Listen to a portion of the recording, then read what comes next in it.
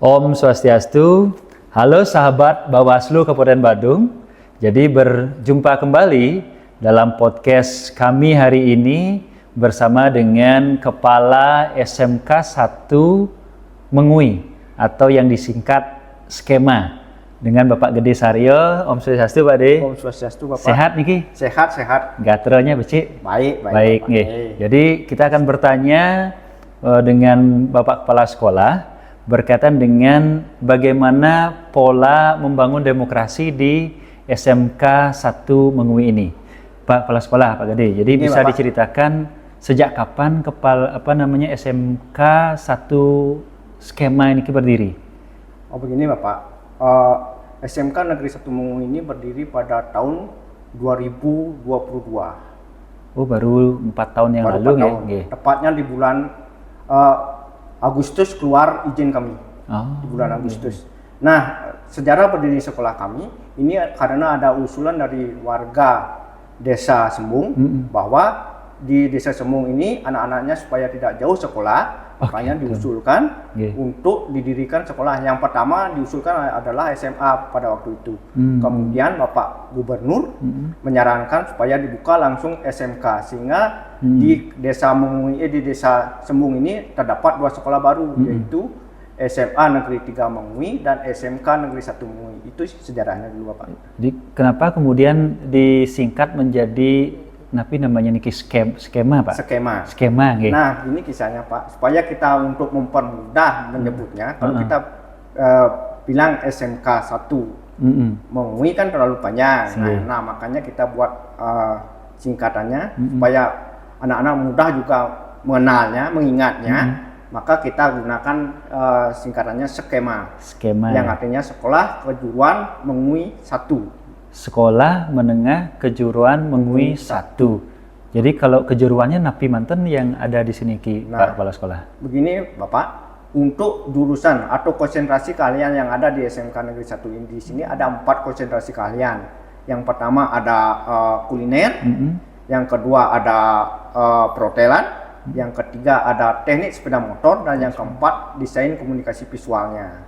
Oh jadi sesuai dengan era digital sekarang ini ada desain komunikasi visual ya.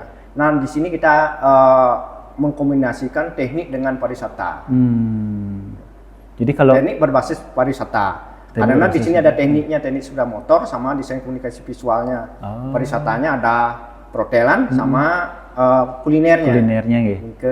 Jadi kalau sekarang niki berapa jumlah siswanya nih Pak Kepala Sekolah? Kalau sekarang jumlah siswa kita 445. 245 nggih. 445. Nah, di siswa niki kan ada namanya pengurus OSIS-nya nggih.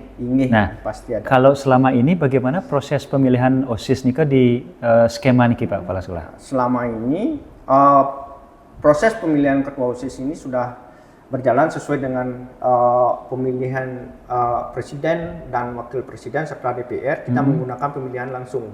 Oh, ketua OSIS niki dipilih secara langsung? Iya, Bapak. Berarti siswa nika napi mencoblos, napi mencentang atau menulis nama niki?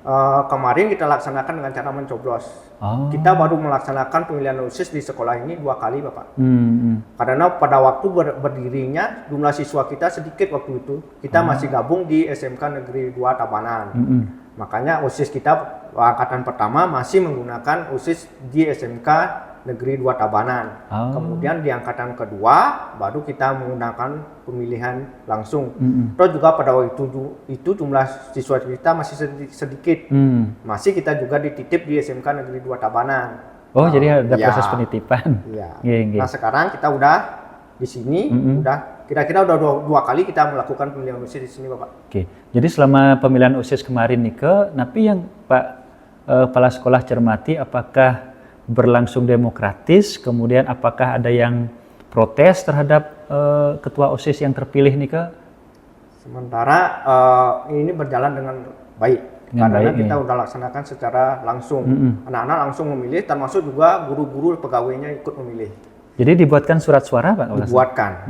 Sama prosesnya seperti pemilu yang kita sudah lakukan, ada kampanyenya ada, kemudian masa jeda ada, lengkap semua.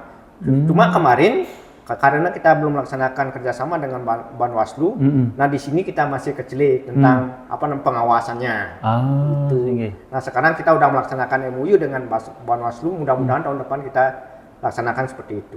Okay. Ada pengawas pemilihannya. Oh, okay. Jadi berarti selama niki satu pemilihan OSIS-nya dilaksanakan secara langsung. Ya. Dua, sudah berlangsung dengan demokratis begitu Pak Kepala Sekolahnya. Jadi kalau harapan Pak Kepala Sekolah sendiri dengan proses berdemokrasi, jadi kan kalau kemarin pemilunya sudah terpilih presidennya, kemudian di pilkadanya sudah terpilih gubernur, bupati. Nah harapan Pak Kepala Sekolah sendiri terhadap anak didik di SMK 1 menyongsong niki pemilu 2029 yang akan datang punapi. Ya kami berharap kepada anak didik kami supaya anak didik kami menjadi pemilih pemula yang cerdas, karena anak-anak kami kan tahun depan udah mulai memilih yang pertama. Nah kami harapkan anak-anak kami dengan adanya kerjasama seperti ini, dan kemarin sudah diadakan sosialisasi dengan gemparnya, mudah-mudahan nanti anak-anak kami seperti yang kami bilang tadi menjadi pemilih yang cerdas, sehingga nanti tidak mengecewakan. Okay. Dan semoga bisa kita bentuk ke depannya pengawas pemilihan OSIS-nya Pak Kepala Sekolahnya, relawan-relawannya juga relawannya. Karena dari awal kita udah sesuaikan dari proses pencalonan udah sesuai dengan dengan pemilihan umum biasa, tetapi cuma dalam pengawasan ini kita tidak ada. Oh, berarti skemanya kemarin dari pencalonan, kemudian ada kampanyenya. Ada juga. Masa tenang ada, kita ambil 2 hari. Kita ambil 2 hari. Keren Niki. Jadi sama persis sudah menduplikasi dari proses pelaksanaan pemilihan yang terjadi di lapangan selama Niki nggih. Nggih, Bapak.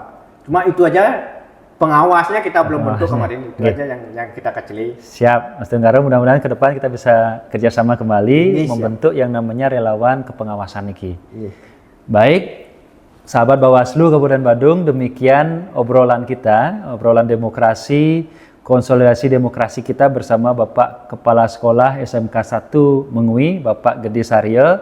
Terima kasih, semoga kita bersama-sama dapat berupaya mewujudkan demokrasi yang lebih baik dari Badung untuk demokrasi Indonesia yang lebih gemilang.